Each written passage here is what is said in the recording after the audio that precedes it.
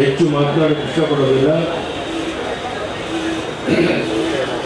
ವೇದಿಕೆ ಮೇಲೆ ಉಪಸ್ಥಿತಿರುವಂಥ ಎಲ್ಲ ಗಣ್ಯರಿಗೆ ಮತ್ತೊಮ್ಮೆ ಹಾಗೂ ಎಲ್ಲ ಸಾರ್ವಜನಿಕ ಬಂಧುಗಳಿಗೆ ನಮಸ್ಕಾರಗಳನ್ನು ತಿಳಿಸ್ತಾ, ಇವತ್ತು ನಾವೆಲ್ಲರೂ ಇಲ್ಲಿ ಸೇರಿರುವಂಥದ್ದು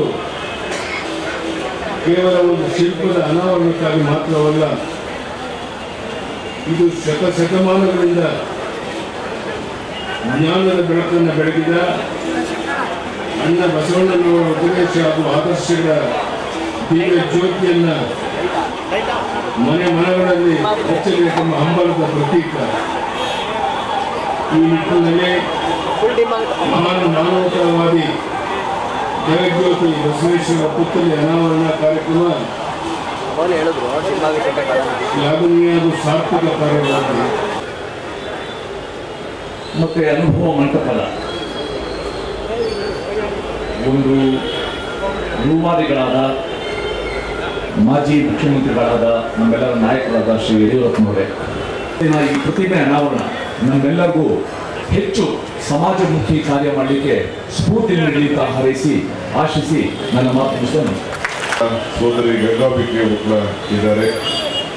ಇನ್ನು ಬಹಳ ಜನ ಎಲ್ಲ ನಾಯಕರುಗಳೆಲ್ಲ ಕೂಡ ಇದ್ದಾರೆ. ಸೋಮಶೇಖರ್ ಆದಿಯಾಗಿ ಎಲ್ಲ ಇದಕ್ಕೆ ಮಾಡಿದ್ರು. ನಾನೇನು ಭಾಷಣ ಮಾಡಬೇಕು ಅಂತ ನನಗಿನ್ನ ಅರ್ಥ ಆಗ್ತಾ ಇಲ್ಲ.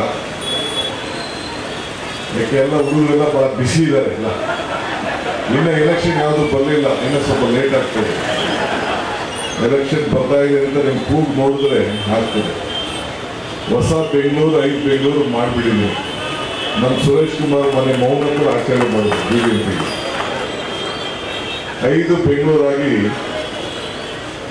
ಇಲ್ಲಿ ಗ್ರೇಟರ್ ಬೆಂಗಳೂರು ಮಾಡಿ ಆಡಳಿತ ಸುಧಾರಣೆ ಆಗಬೇಕು, ಜನರ ಮಧ್ಯೆ ಒಂದು ಆಡಳಿತ ವ್ಯವಸ್ಥೆ ಇರಬೇಕು ಅನ್ನೋ ದೃಷ್ಟಿಯಿಂದ ಪಂಚಾಯತ್ ರಾಜ್ ಮತ್ತು ನಗರ ಪಾಲಿಕೆ 73-74 ತಿದ್ದುಪಡಿಯ ಚಿಂತನೆ ರೀತಿ ಅದಕ್ಕೆ ವಿಂಗಡಣೆಯನ್ನು ಮಾಡಿದ್ದೇವೆ.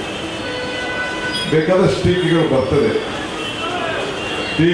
ಬರ್ತದೆ, ನಮ್ಮ ಕೆಲಸಗಳು ಮುಗಿತದೆ. ಅದರಲ್ಲಿ ನಂಬಿಕೆಯನ್ನು ಇಟ್ಕೊಂಡಿರುವಂಥದ್ದು. ಇವತ್ತು ಬಹಳ ಸಂತೋಷದಿಂದ ಇಲ್ಲಿಗೆ ಬಂದಿದ್ದೇನೆ. ಈ ರಸ್ತೆ ಇಂಚು ನನಗೆ ಗೊತ್ತು. ನಾನು ಇಲ್ಲಿ ವಿದ್ಯಾವರ್ಧಕ ಇದು ನ್ಯಾಷನಲ್ NP ಸ್ಕೂಲಲ್ಲಿ 6ನೇ ಕ್ಲಾಸ್ವರೆಗೂ ಓದ್ತಾ ಇದ್ದೆ. ಇಲ್ಲೇ 5 ಮುಗಿಸಿದ್ದೆ. ಪುತ್ಥಳಿ ಸ್ವಲ್ಪ ಬಸವಣ್ಣವರ ಪುತ್ಥಳಿ ಇವತ್ತು ಗಂಗಾಂಬಿಕೆಯವರು ನಮ್ಮ ಸುರೇಶ್ ಕುಮಾರ್ ಅವರ ಸಹಕಾರದಿಂದ ಇಲ್ಲಿ ಪ್ರಾರಂಭವನ್ನು ಮಾಡಿದ್ದಾರೆ. ನಾನು ಸನ್ಮಾನ ಸಮಾರಂಭದಲ್ಲಿ ಅವರಿಗೆ ನೆನೆಸ್ಕೊಳ್ತಾ ಇದ್ದೆ.